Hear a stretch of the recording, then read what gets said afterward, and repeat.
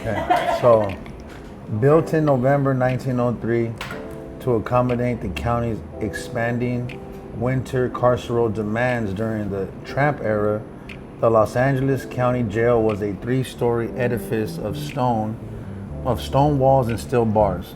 But despite its, what's the word is that, Facade? Facade? But despite its facade, the jail was a relatively open facility.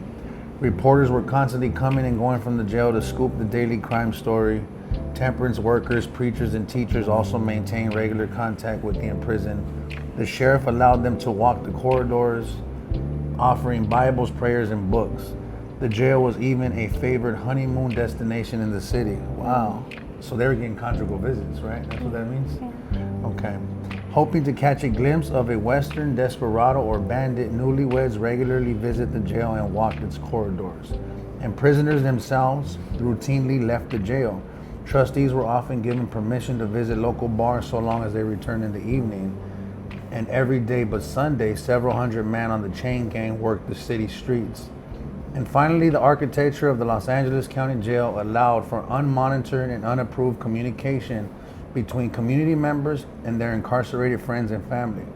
This occurred because just before the jail was completed in 1903, progressive legislators in California passed a state law requiring adequate ventilation in all public detention facilities. What's a trip? We were just talking about progressiveness, right? Yeah. And so progressive legislation was passed, but why I love that part of the book, and I was trying to find the part where it talks about that it was so loose that the Mangonistas actually sent a kite from the Los Angeles County Jail through their wives in their underwear back to their counterparts in Mexico. Wow. That eventually kicked off the Mexican Revolution. Wow. Yeah. And that's why I'm so fascinated by this book. And I was sharing earlier about when I was growing up, like a part of our rites of passage was, my uncles coming home from the county jail in their county jackets, or coming home from the state pen in their state boots, and us being little boys, like that being a part of our rites of passage, like being draped in the county jail jacket, and like our destiny, like our journey was like set before us, and it was one of those things like growing up where it was a choice, but it wasn't. Like not all choices are created equal. Yeah. So it was one of those things that it was a choice, but it was like an expectation for us to eventually end up in the Los Angeles County Jail. Yeah. No, thanks for sharing this. And I think the quote that you picked aligns so much with what you're saying, because what it sounds like is it became such an expectation that it was so normal. The state expected you and others to allow this to happen. The legislation, you say, is progressive, but like that's what this state sees as progressive, allowing prison mates to come and go as long as they come back to the prison, So I think like just the fact that you picked that is really setting the stage for like what we think about is normal in California versus honestly now what we think about is normal in the United States and around the world. It's like we think prisons are natural places. We think they're part of society. We think that they should continue to exist, which is like, on the contrary, as you're saying, like you had and deserve the chance to be able to live a life of your choice, to not go to prison if you choose not to, and to fight against those kinds of things. So. Well, it's so interesting that that we're progressive, right? And when people think about the state of California, they think about the state as a progressive state, but yet we're still the largest prison industry in the nation. We are the prison capital of the world. We have more prisons in the state of California than anywhere in the nation, and I think anywhere in the world. We are also the gang capital. Los Angeles specifically is the gang capital of the world. And it's just so fascinating. As much as we think we're progressive, we still have over 34 state prisons in the state of California. So how progressive are we really? Yeah. Right? No, thanks for this. And I think just to kind of get the stage set, so I want to know more about you and your origin story. So just going off of this idea of California being a progressive place, a place that sees and values prisons as necessary, do you feel, and I guess how do you understand now as someone who's been formerly incarcerated, this idea of abolition, a world of no police, of no prisons, a world that allows for people to be liberated. What has that come to look like for you, and how have you come to understand it?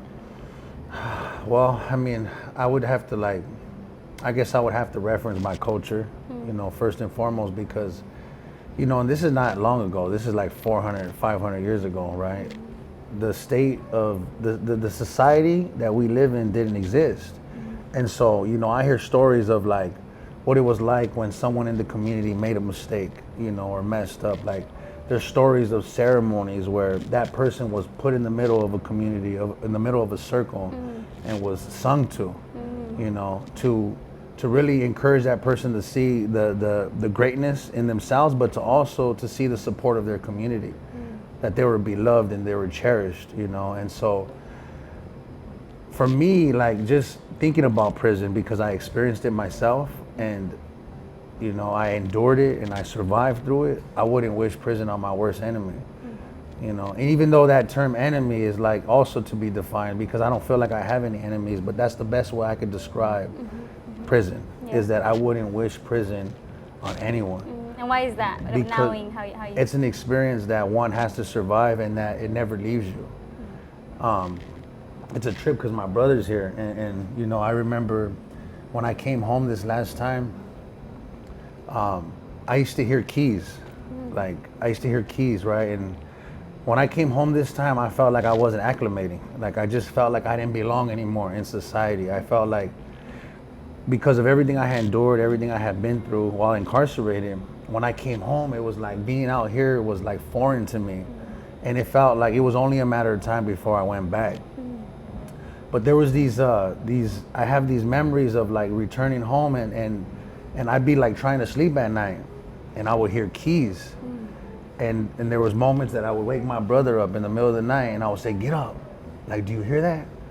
Like, the police are gonna raid us right now," Like, I would think maybe LAPD's outside of our apartment, and they're gonna kick our door down. And we would get up, I would wake him up, and we would wait for the door to be kicked in, and nobody would ever come. And he was like, what are you tripping on? And I would say, I hear their keys, homie. Like, I hear their keys, dog. Like, they're creeping up the stairs. I could hear their keys. And what's so interesting is that my brother, whom like I did everything I could to prevent him from going down the same path that I was on, my brother eventually went to prison. And when he came home from prison, he one day he pulls me to the side, and he goes, I heard those same keys, homie. And those keys weren't from LAPD. Those keys weren't from the local police department. Those keys weren't from the SWAT that was gonna raid our house. Those keys were from every day when you're in prison, it's count time. And every day you hear the keys on the tier. So every day the CO, as he's walking to each cell and looking at each cell to count you hear his keys jingling. And it's something that like you bring home with you. It's one of those things that never leaves you, and as much work as you do in your life, therapy and transformation, there's just certain things that because of that experience, like, they never leave you. And in that moment, I was also like, not only did I realize that my brother had to endure some of the same things that I had to endure, but that he awakened me to like what I was really experiencing when I came home. Right. Like, I wasn't hearing the police, like I was hearing the CO's keys, and that's what I mean by, enduring an experience. And that's just one of many, Yeah. Well, I appreciate you sharing that, and I'm just hearing it, I can feel the pain that you're carrying, and I'm sorry again. And I feel like as we go through these episodes, I'm always just taken aback by the pain that people are experiencing in prisons, and even life after, right? It doesn't, like you're saying, it doesn't leave you, it becomes part of you, and it's like the healing and the journey and the process that you work towards. All you can really do is hope, right? Yeah. Can you share your journey with us about your life and who you are? Okay. So I'm third generation. I guess I always say this because I think it's a big part of my story. Third generation gang member. My family are all from here, the Los Angeles basin.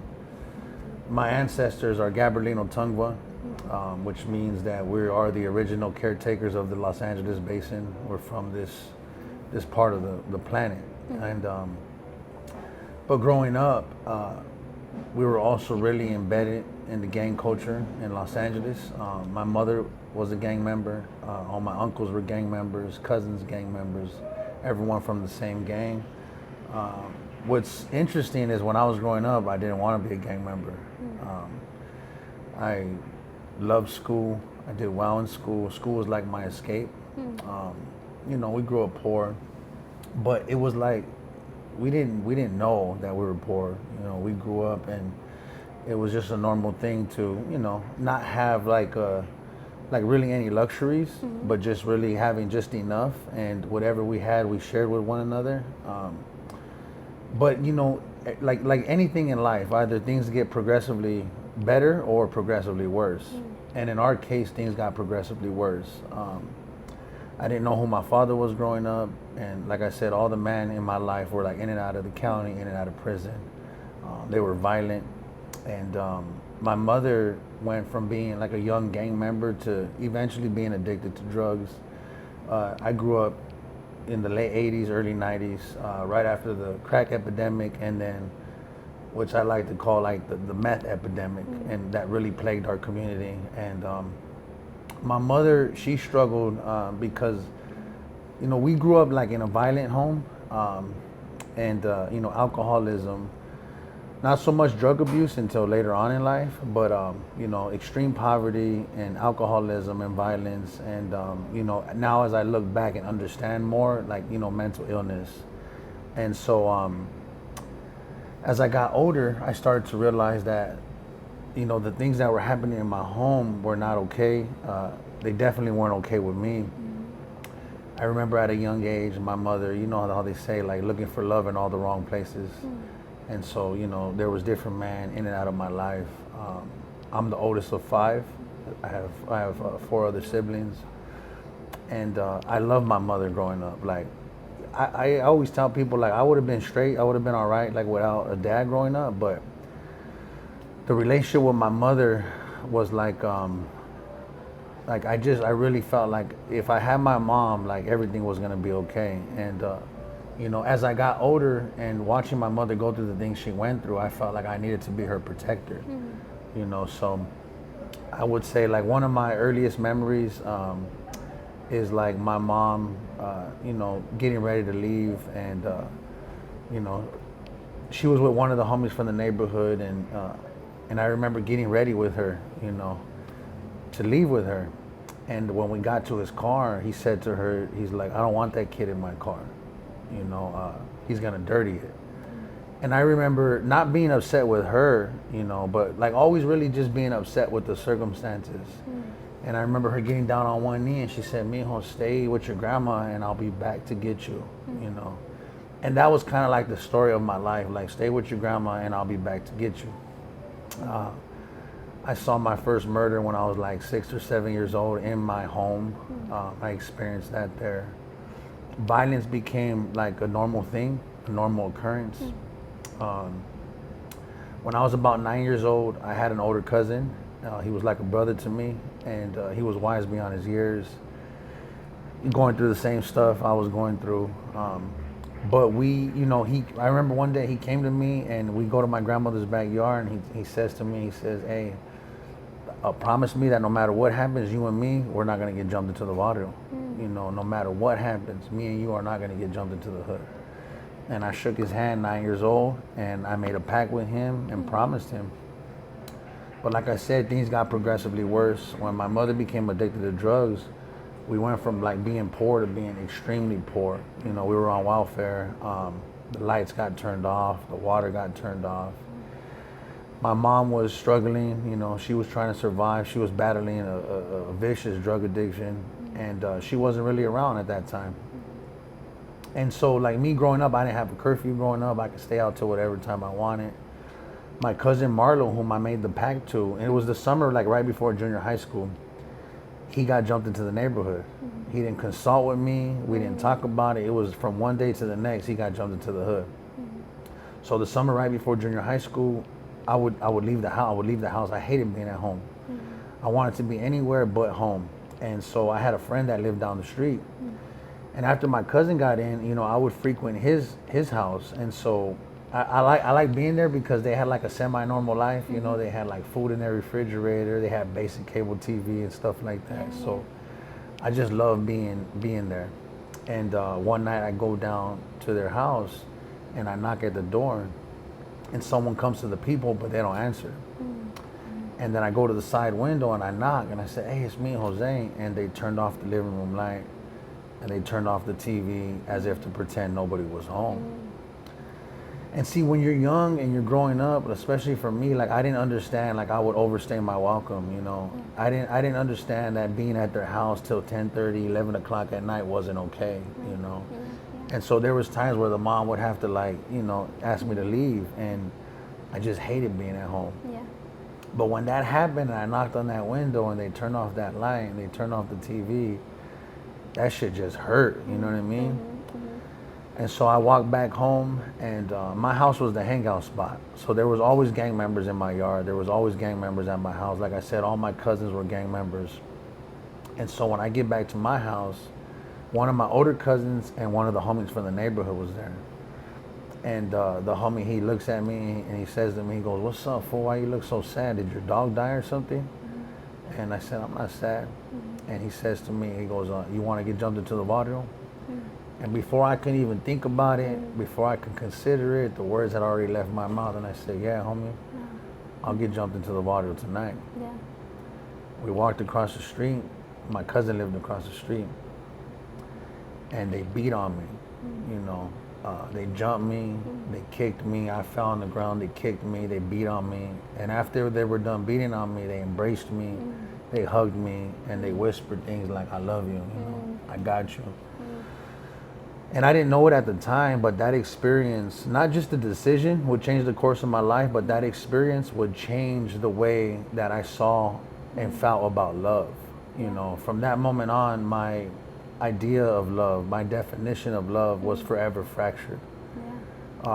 Because that love was a violent love. You know, that love was a twisted type of love.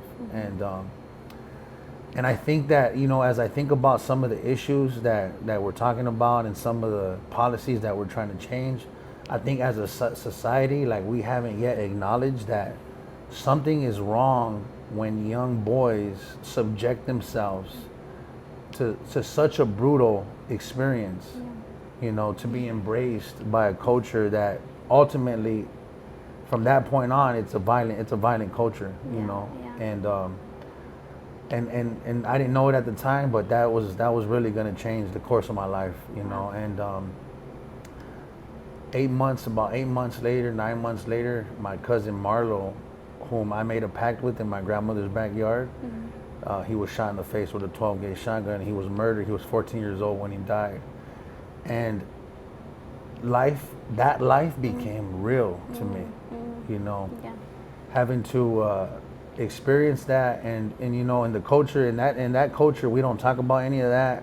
We don't consult with each other about how we're feeling around death. It's something that you got to really you got to deal with on your own. And what's so interesting is that we were little boys still. You know, when we became a part of that culture, we were still young boys. And we used to play with our army men.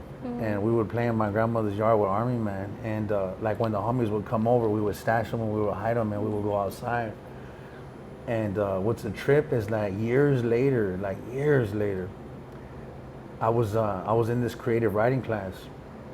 And they were asking us to write about a story from our past. You know, wait, really quick, let me hold you there. Just I wanted to go back before you jump into that one. One, just going back to your childhood story, how old were you again, did you say? I was 12 years old. 12 years old. Yeah. And I think altogether it's sounding like, you know, you enjoyed school, you sought love, you loved your mom, you loved this community, you loved your family, and in a lot of ways, the poverty that was happening, the lack of resources is what it sounds like. You were going to this cousin or this friend's house to, you know, use their resources, eat their food, use their light, you know, and in the end, it didn't really sound like something that you chose in any way, right? It was a world that was imposed on you, not because you didn't want it, not because you were purposely trying to hurt anybody or trying to do anything wrong, but because you were simply just a young 12-year-old boy trying to find care and love and hope. And like, it's not an extreme thing to ask or to think, you know, to receive. And in fact, you were actively seeking it and instead sought refuge in what you found as community at this point, right? At being jumped in and understanding that as a way of life, not necessarily of a choice, but seeing it as like, you know, what other option at that point did you have, right? And so just thank you for sharing that. I feel like it's just such a powerful story, and thinking about, you know, when I was 12, like what was I thinking, or for people listening, like what were you doing when you were 12, and were these the thoughts that were occurring, and how could we try to move past, you know, assuming that young boys are being criminalized for things that they're not intending to do, but really the lack of resources that are imposed upon them. So I just wanted to acknowledge that as like the reasoning and the systems behind which determine the life outcomes that you get to have.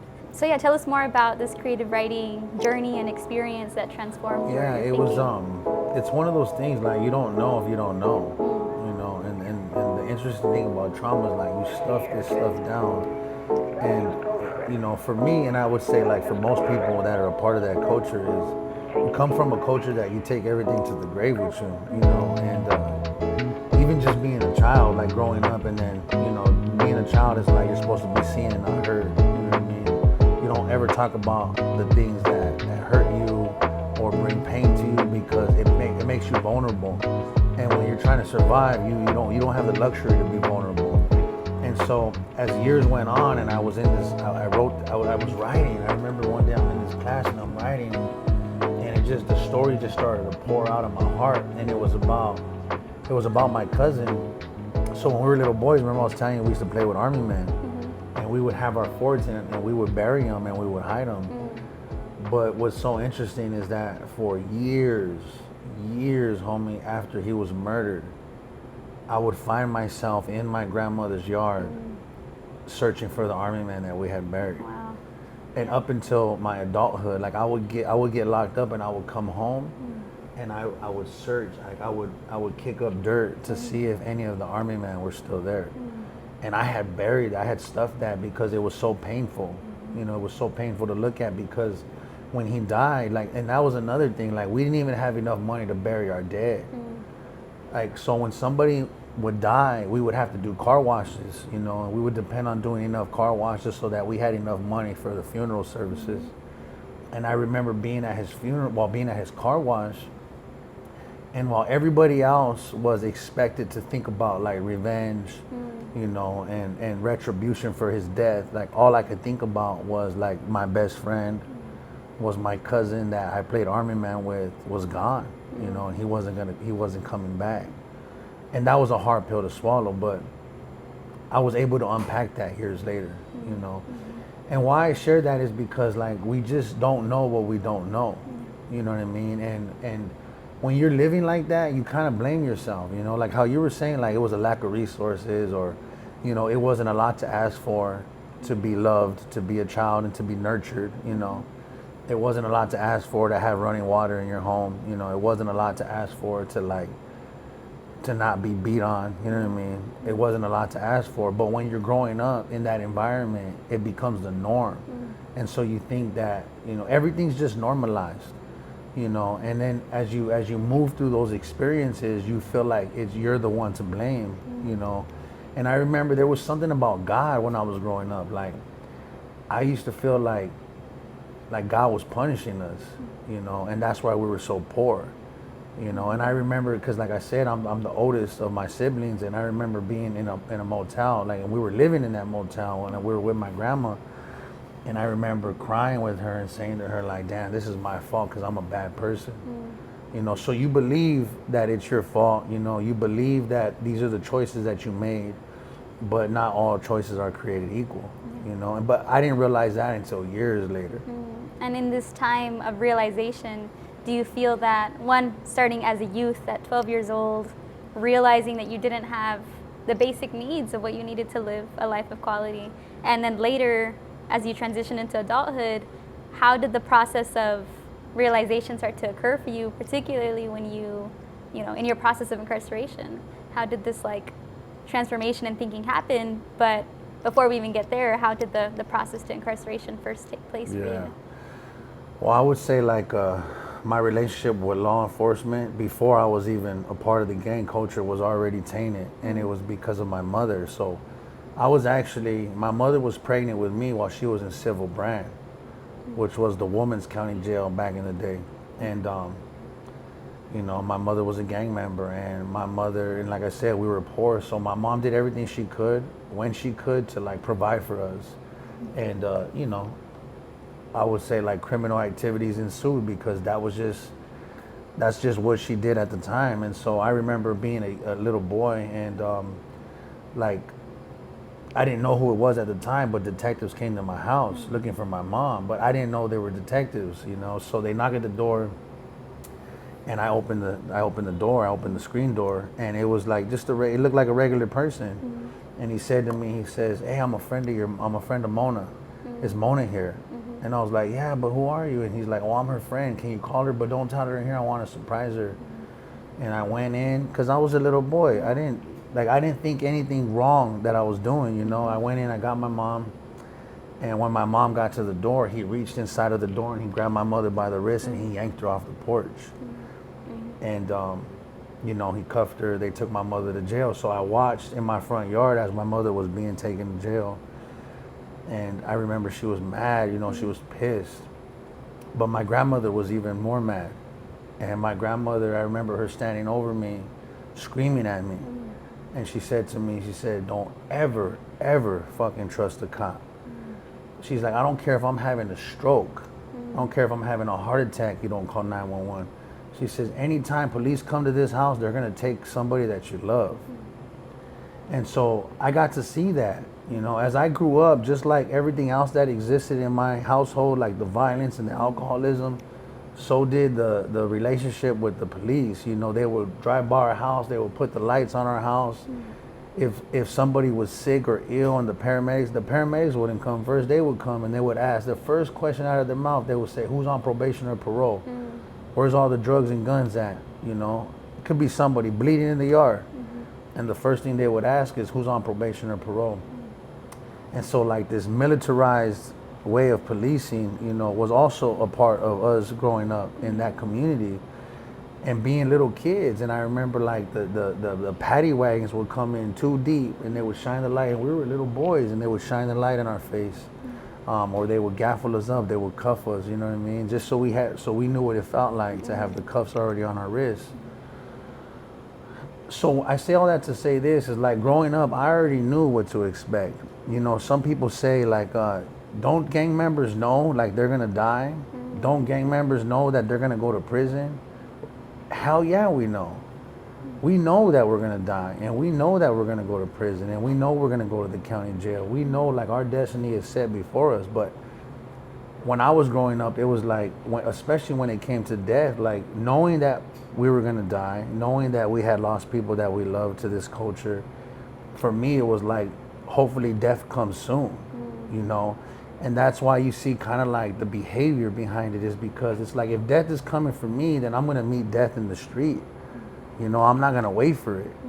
I'm gonna meet it outside of my house, you know what I mean? And that's just how we were raised. And so, trying to survive those circumstances, and at 15 years old,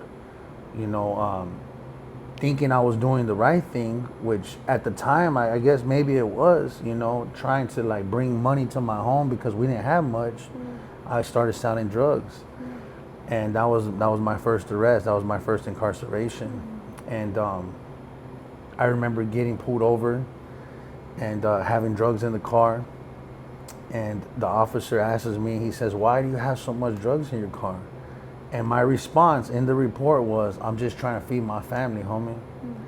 And that's what I really thought that I was doing, And so I got locked up for 4 months.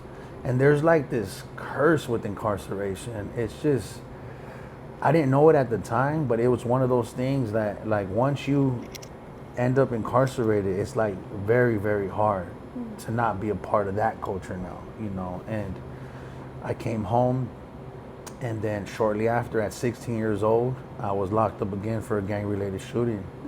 And then I didn't get out until I was 18. And at 18 I came home, and at 18, I went to prison.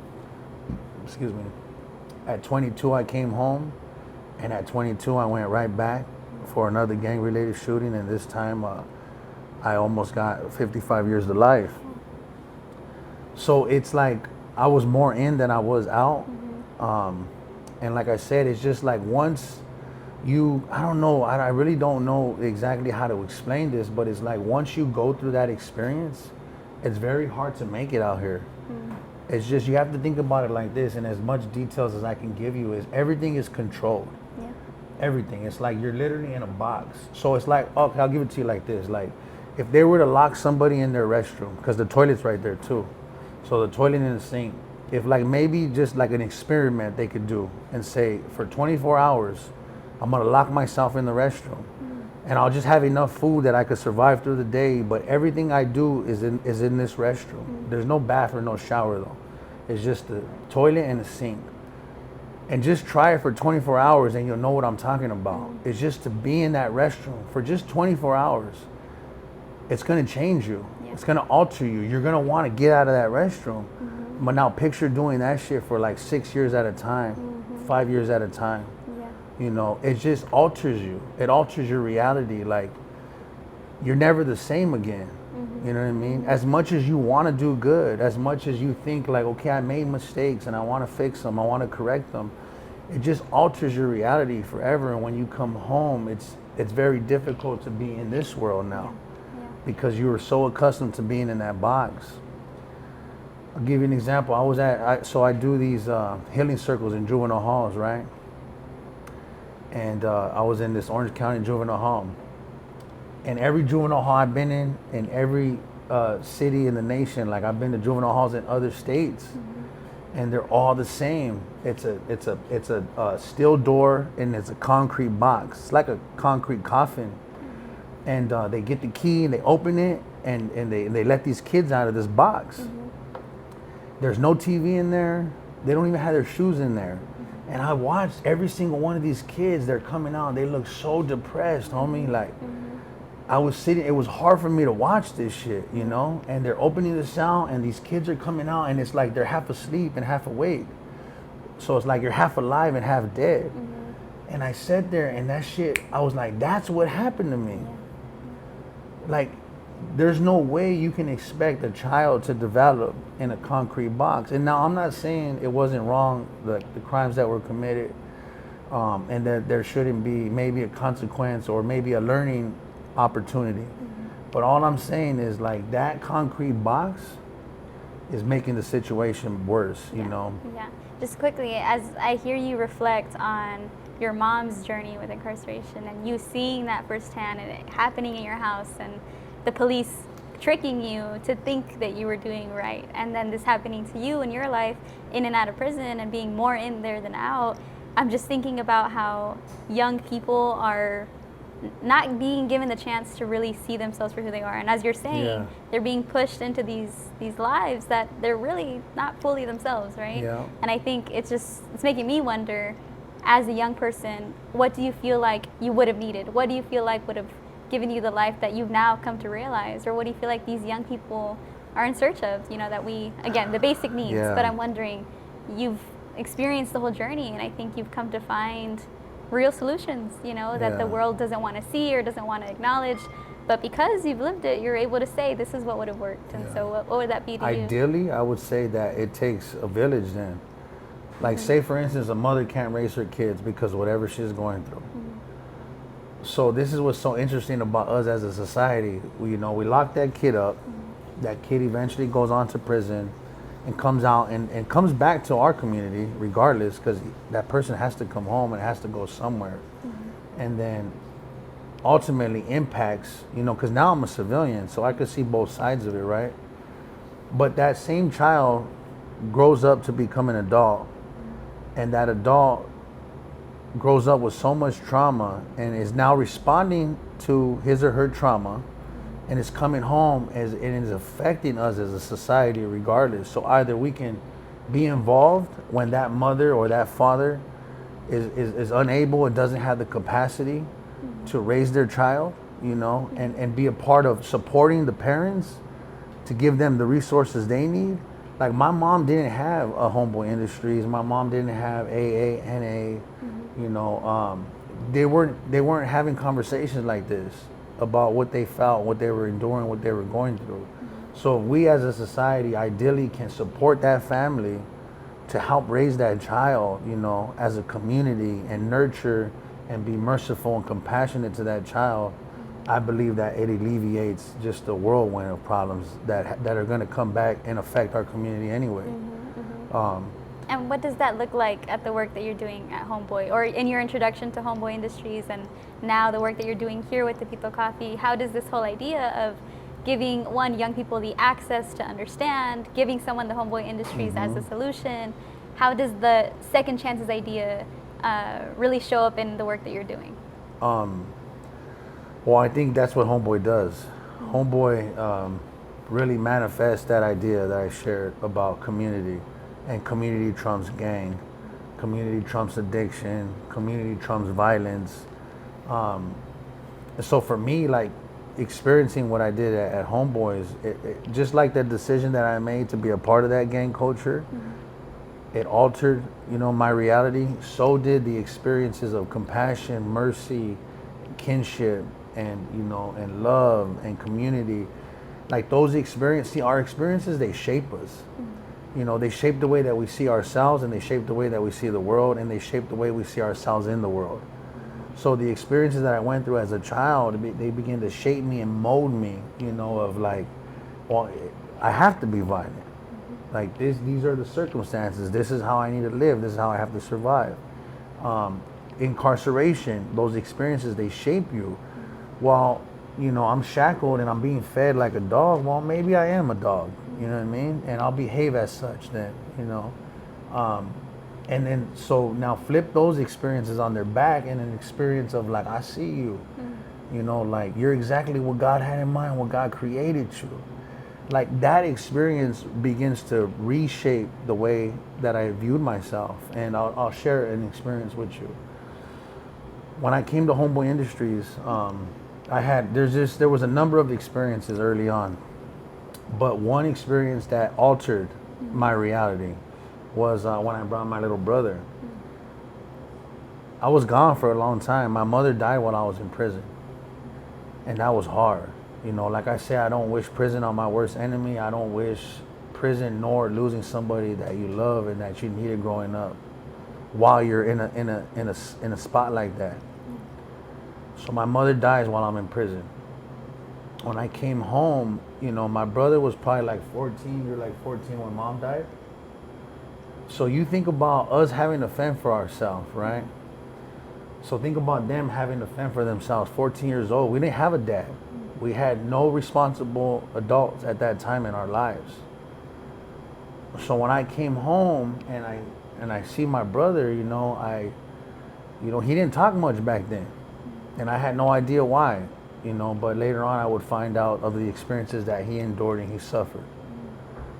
I go to Father G and I say, hey G, I found my brother, he's with me, can I bring him here? And G tells me, sure son, you bring your brother here, we'll put him in school and we'll give him a part-time job. Now at that time in my life, I didn't have anything. And I mean, like I had one pair of pants, and if I had these pants on today, my brother would have them on tomorrow. That's what we had at the time. We would wash our clothes in the shower as if we were in prison. I taught him how to wash his socks, hang them. And I would tell him, don't ask anybody for nothing, because they're going to expect something in return, because my experiences had taught me that. I would tell my brother, I would say, don't ever cry in front of anybody, homie, because it will demonstrate weakness and they will take advantage of you. I'm ashamed to say that now, but that was my truth. I come to Homeboys one day, me and my brother. The homie in the front says to me, he says, hey, Father G wants to talk to you guys. And I look at my brother like, damn, what did you do, fool? You know, thinking he did something wrong. We go into G's office. G's at his desk. He has 2 Sears cards in his hands. And he says, take these cards, son, and go buy yourself some clothes. And we said, nah, G, we're good. We don't need anything, homie. He says, son, take these cards and go buy yourself some clothes, son. We reluctantly took the cards. We leave, going down Alameda. My little brother is sobbing. And like I said, we were raised how we were raised. I look at my brother and I said, why are you crying, homie? And through his tears, he says to me, he says, why the fuck do they care about us so much, homie? He couldn't wrap his head around it. Now, I didn't have the words in that moment. I didn't know what to say to him. But I knew in that moment, like, my heart was never the same. I knew in that experience, it reshaped, you know, my heart, my mind. Like, I wish I could have said that day, because you're worthy, because you matter, because you're a good kid, because you didn't deserve the shit that you went through, you know. But what that experience did for me is I guess it introduced me to who I truly was. Like, I knew in that moment that I wanted to be a part of creating experiences that did that for people. It's beautiful. And so that's what Homeboy was for me. Homeboy is a place where they see you, you know. They don't just see like the mistakes you made or the tattoos on your neck. They see your greatness, they see your goodness, you know, they see your heart. And it's not even a second chance, to be honest with you. For some people, it's the first chance, because they were never even given a first chance. Like, I've met so many people that have come through there that were never even given one chance to be given a second chance. And I would say that was like my brother's story. It's like that was his first chance. You know, for me, that was like my first chance at really doing something different. Because I had never experienced anything that holy before in my life. Oh, that's so beautiful. Thanks for sharing that. It's just a beautiful journey, you know, from your origins story to like your process of reflection to realizing, and the work that you did at Homeboy. So even now at Tepito Coffee, it's just beautiful to see how you've like emerged as an entrepreneur who like really believes in these values and is putting them into practice, into businesses, right? I would like to hear more about how that looks at Tepito Coffee and how you've really learned to model that for your brother, for the, you know, folks who are formerly incarcerated and want to look up to someone like you who's practicing it every day. You know, what does it look like to you, and how do you encourage others to practice those ideals? I think that it's creating opportunity, you know, opportunity. So much opportunity was given to me. Like, just, there was so much investment, you know. It took a lot. You know, people, at first glance, you don't see like all the work that went into it, nor all the people that were behind me in my journey. And, you know, Father G, like, giving me chance after chance, because it just wasn't one of those things where it was like one and done and I was fixed forever. It was a process, and the process was beautiful, but it was hard, you know. And like, I always say, like, the work is beautiful, but it's not always pretty. You know what I mean? And I believe the same goes for anything beautiful that we're trying to create. And, you know, I give props to Mike De La Rocha for just enduring the commitment, you know what I'm saying? And I also believe that's another great quality that we have and that our culture teaches us, is that, like, we're committed to this process, you know? And I didn't always understand that, but the more that I begin to do away with the false narrative, this false identity, this false identity of a gang member, I begin to inhabit the truth about who I was, you know, and where I come from, and our ancestors that endured so much, and that they believed that they were doing whatever they could to leave this place better than they found it. You know, to leave this place better, not just for the generation after them, but for the next 7 generations.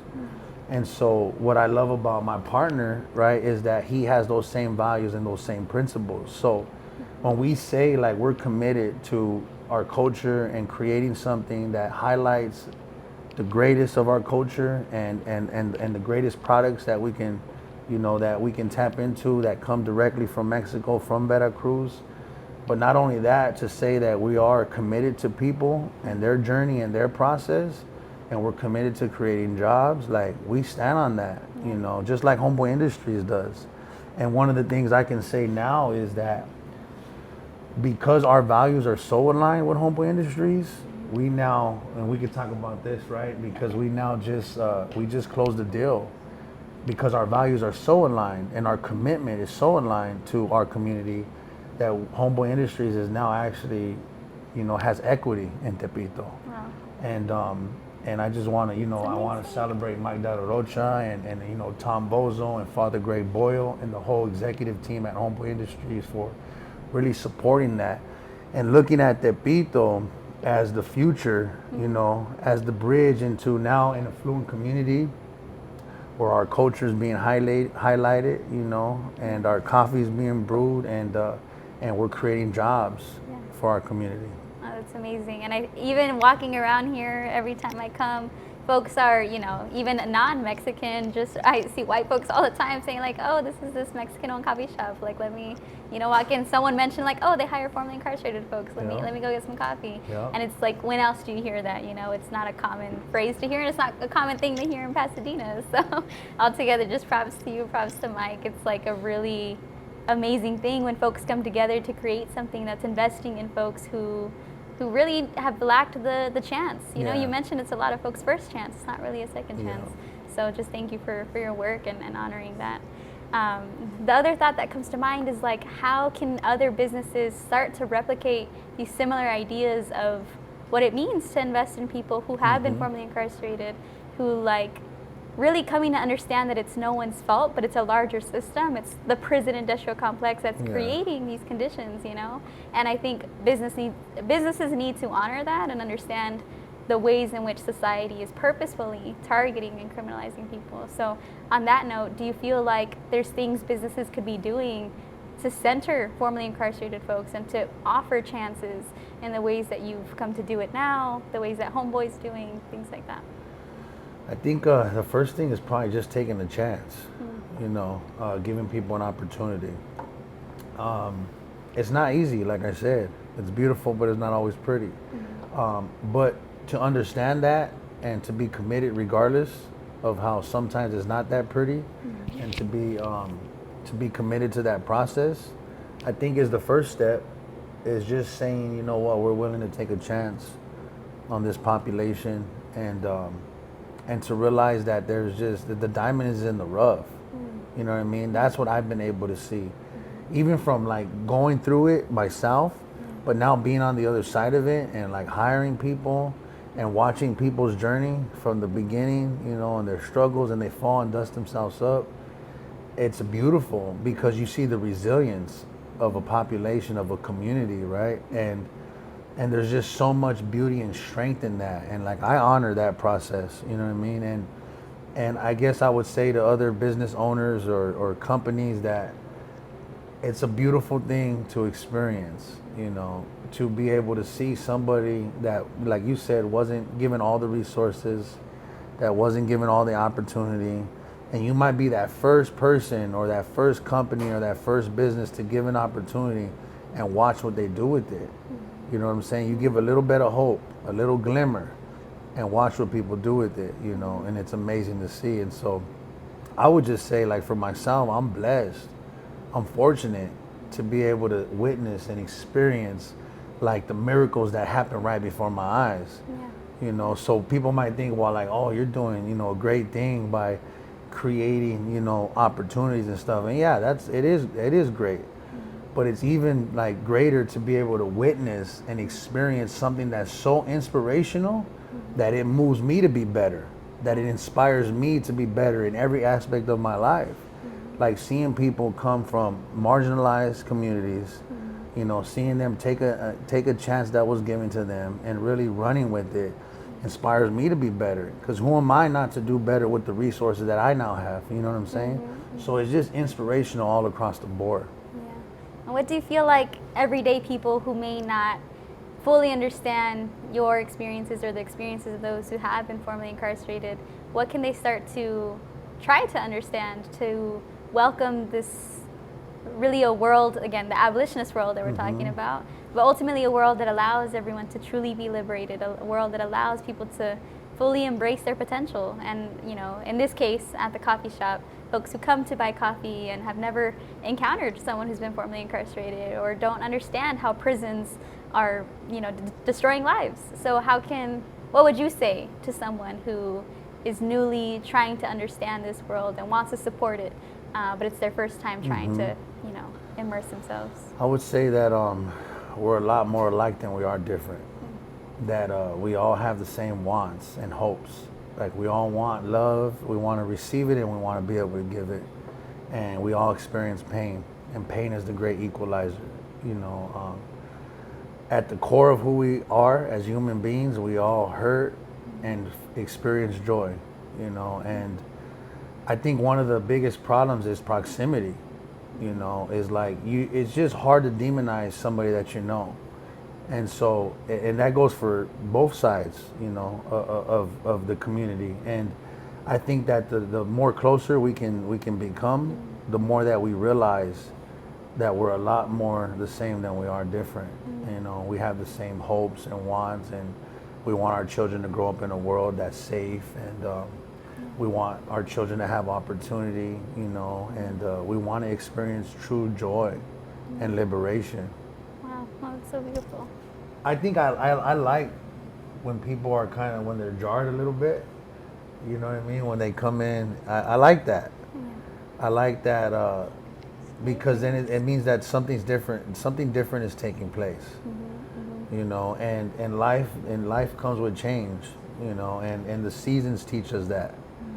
It's not going to always be hot, and it's not always going to be cold, you know what I mean? And all the leaves that are on a tree, they're gonna fall. Like, you ever took a picture of a tree and it was just like so beautiful that you captured the beauty of it, and then fucking fall comes and all those leaves are gone. It's that's just life, you know. And so it's not negative or positive to me. It's just people will come in and they'll see homies tatted up, or they'll see me and I got tattoos on my neck, and they'll look at me and go, "Oh, you're the owner?" And I'll say, "Yeah, I'm the owner, homie." You know what I mean? And welcome to Tepito. Yeah. Because I think it just goes back to proximity. Yeah. It goes back to, like, you're afraid of what you don't know. You know, we're all afraid of the unknown. But the earth teaches us, you know what I mean, not to be afraid, but to experience every experience that this life has to offer. And so for me, it's fascinating when I see someone come in that don't really know what this is. And then it's an opportunity, because then they can ask about the coffee, they can ask about the homie, they can ask about the tattoos. And I'm in a place where I feel like that's where the healing happens. The healing happens in the relationship. You know, it really does, because when you think about most of our trauma, it comes from relationships. It comes from traumatic relationships. And so the healing begins in a healthy relationship, in a healthy dialogue, and that can take place when someone comes in and doesn't really understand something. And we can have a conversation, and we can get to know each other, you know. Yeah. So as you're sharing that, when you said "Welcome to Tepito," it kind of made me think of like you're like entering this oasis of like this, almost like a paradise, or like a new world of like people thinking differently, or like welcome to this place where we accept everyone. Welcome to this, like, almost like an island of just like free thinking and well-being and hope and support and love, all in one place, in a way that's like not common, right? You don't normally do that, or go to coffee shops that would allow that kind of thing to happen. So that's just such a nice way to kind of think of it, like inviting folks on this journey of, here's this new world that we're trying to create. Yeah, like inviting them to a seat at the table. And at this table, everyone has a seat. You know what I'm saying? Like, everyone gets to sit at this table. And that's just so much more abundant. And I think that's the thing that we're all yearning for as human beings. Like, we're yearning for the freedom of abundance. Like, and going back to the earth demonstrates that there's abundance. There's an abundance of oxygen, you know, that's provided for us. And so there's an abundance of experiences and space. Like, we live in a spacious life experience. But what we do, because of our beliefs, our narratives, we limit ourselves. Like, you know, we don't talk to somebody based off of how they look or what we think that their experience is, you know, or communities they come from. But the truth is, like, life is so much more abundant than that. It's so much more spacious. And it's like, for instance, like, you know, like, I don't know if you ever wore like a tight ass pair of pants, Yes. right? And you just can't wait to get home. And you're like, fuck, I can't wait to take these pants off, you know, because they're just so tight. They don't fit. And that's the thing about us in our lives. Like, sometimes we're just so, like, we're trapped when we just let go. Like, just let go, you know, and you get to know somebody, you get to experience something new. It's like taking them tight ass pants off, you know what I mean? That's amazing, yeah. And it's like, I could breathe. Yeah. You know what I'm saying? Can I cuss on this? Yeah. Yes. My bad. And that was like the Well, thanks, Jose, for being here today. It was so nice to be at Tepito and to have. I had horchata latte. I think you had I had café de horchata- olla. no, I had Oh. horchata latte. Oh, It's my okay. favorite. We hope you learned something new on Abolition Lessons at the Schools Not Prisons podcast. Ooh, There? that was solid. That was good, is that right? Yeah. Reading is fundamental. There, that's fine. That'll do. It's too That was much pretty pressure good now. though. Yeah, That was it good.